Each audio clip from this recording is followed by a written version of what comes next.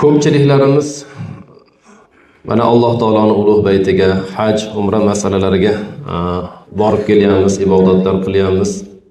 Mana ko'pchiligimiz borganmiz, ko'ramiz, bilamizki eng go'zal namoz, eng chiroyli namoz, eng hurmat qiladigan namoz bizning mazhablarda. Maza qilib ibodatlar qilib orqasidan yana juda ham ko'plab payg'ambar sallallohu alayhi vasallam oyatul kursini o'qidilarmi? O'qiymiz. Oyatul kursidan keyin tasbihlar ayt deganlar deb uni o'qiymiz.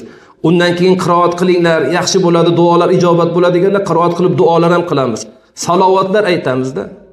Boshqa joyda bunaqangi go'zal ibodat topa olmaymiz. Bizning ibodatlarimiz juda ham bir go'zal odobi bilan odam havas qiladiganda. Kerak bo'lsa boshqa yurtdagilar bizning yurtlarga kelib namozlarimizni o'qishimizni ko'rib, jamoatdagi namozlarimizni ko'rib, sizlari ibodatlaringda halovat bor ekan, sizlari ibodatlaringda ruh bor ekan, sizlari ibodatlaringda haqiqiy sunnat bor ekan deb havas qilib ketishadi. Vaholanki biz bularni topa olmaymiz bizning yurtlarimizda deyishadi, havas qilishadi. Alhamdulillah, Alloh taolo bizni mana shunday mazhabda ibodat qiluvchilardan qilib qo'yganiga shukronalarimiz bo'lsin. Assalomu alaykum va rahmatullohi va barakatuh.